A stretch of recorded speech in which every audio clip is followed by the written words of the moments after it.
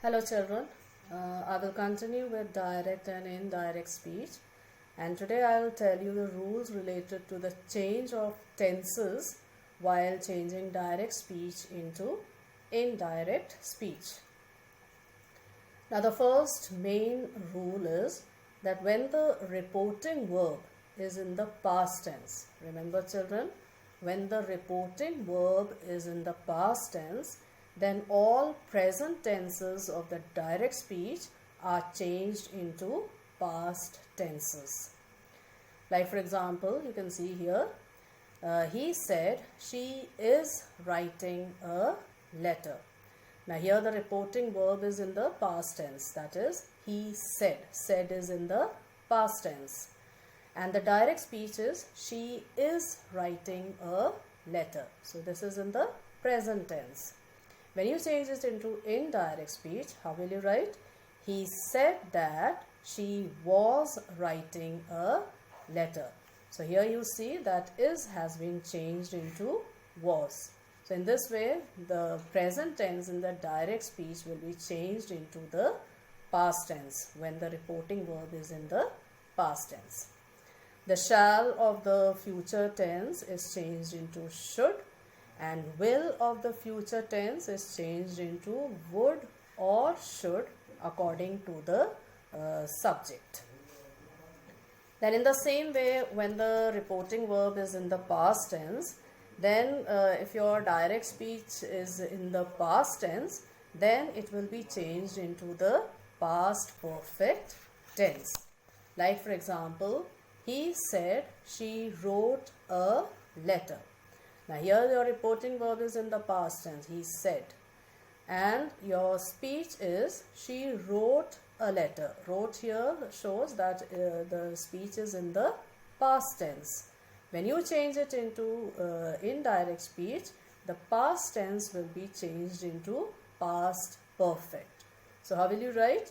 He said that she had written a letter. So the past tense will be changed into past perfect. Wrote has been changed into had written. Then there are certain rules for the change of adverbs or words indicating time or place. In reporting a speech in indirect narration, words showing nearness are generally changed into words showing distance. So while changing direct speech into indirect speech, children, be very careful, and you have to change certain adverbs and other words. Like for example, now becomes then, this becomes that, these becomes those, here will be changed into there, ago is changed into before, come is changed into go. But in certain cases it remains the same also. According to the sentence you will change. Then today will be changed into that day. Tonight becomes that night. Tomorrow becomes the next day. Yesterday will be written as the previous day. Last night will be written as the previous night. And instead of next week, you will be writing the following week or the next week. So be careful that when you are changing from direct to indirect speech, these changes are also made. Now children, there are certain exceptions here also. That is, there are certain exceptions related to changing a reporting speech into past tense or past perfect tense. Now the first exception is that if the direct speech expresses a universal truth or a habitual fact, then the tense in the indirect speech is not changed, even though the reporting verb is in the past tense. Like in the example you can see, he said, God is everywhere. So here your reporting verb is in the past tense, he said. But the reporting speech is showing a universal truth. That is, God is everywhere. It is related to a universal truth. So when you change it into the indirect speech, you will not change the tenses in the direct speech.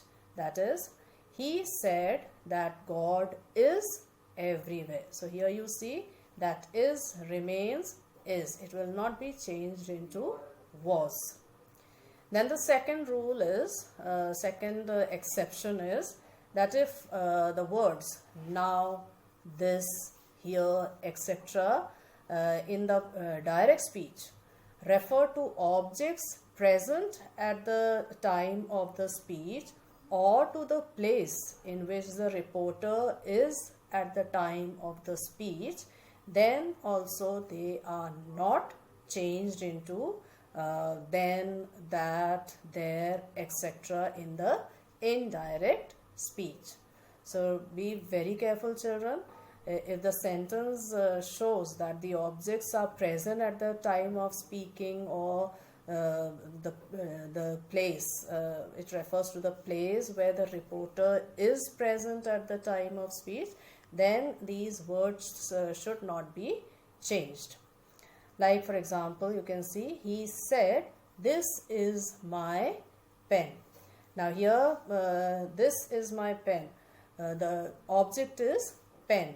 And when the speaker is saying these words, the pen is present there. He is holding it, or he is talking about the pen which is present there at the time of the speech.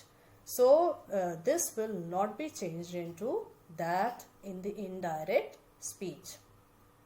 So when you change this sentence into indirect speech, how will you write? He said that this was his pen. So here this will remain this. You will make the other changes in tenses, but this word will remain the same because the object is present at the time of speech. Then I want to tell you an exception related to the change of third person pronouns also. Now when two or more third person pronouns occur in the indirect speech, the name of one or more of the persons mentioned may be inserted in brackets after the pronouns so that there is no confusion. So in the example you can see, in the direct speech you can see, Ravi said to Ram, you have wronged me.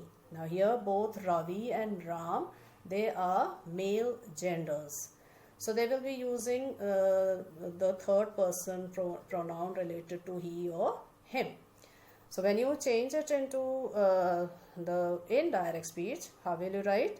Ravi said to Ram that he had wronged him. So in the direct speech you see that you have wronged me.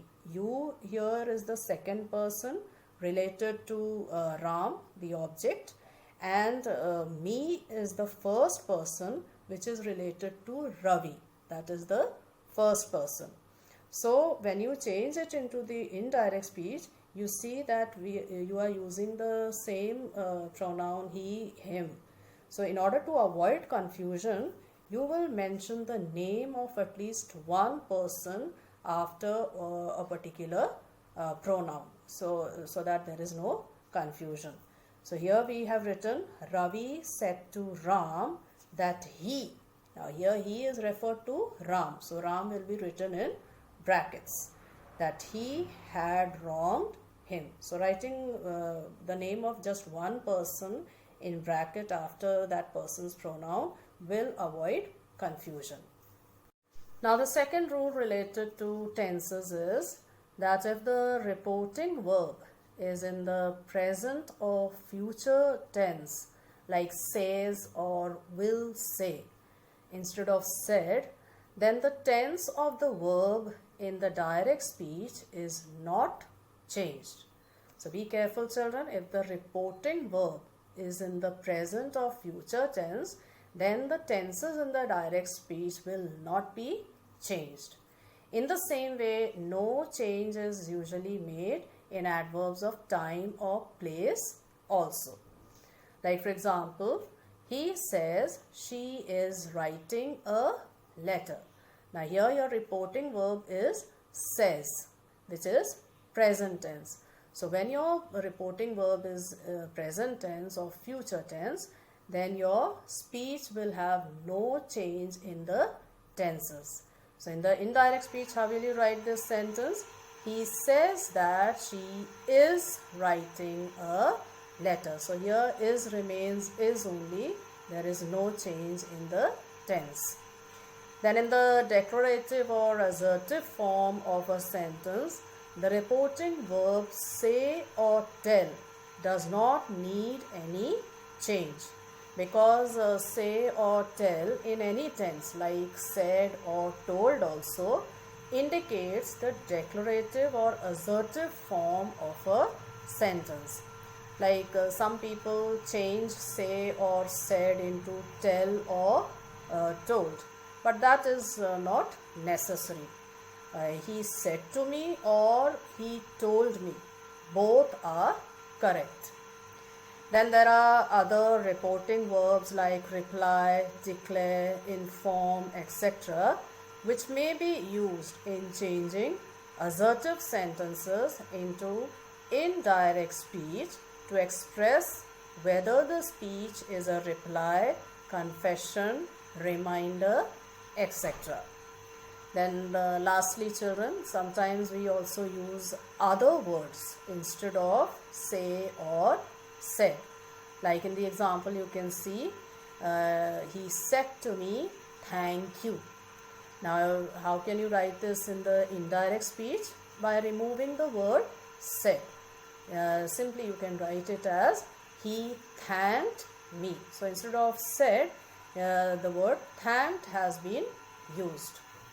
So these are the rules, children, related to the change of tenses when you change direct speech into indirect speech. Be very careful, children, because if you make even a small mistake in the sentence, the whole sentence will be considered wrong. So make all the necessary changes. See whether the direct speech is in the present tense or past tense, and be careful when you are changing it into the indirect speech. The same rule applies when you are writing your essays and letters also. When you are writing the words of another person, that is the indirect speech, then you have to be very careful when you are using the pronouns and tenses, because just one small mistake and the whole sentence is considered wrong. You will lose marks over there.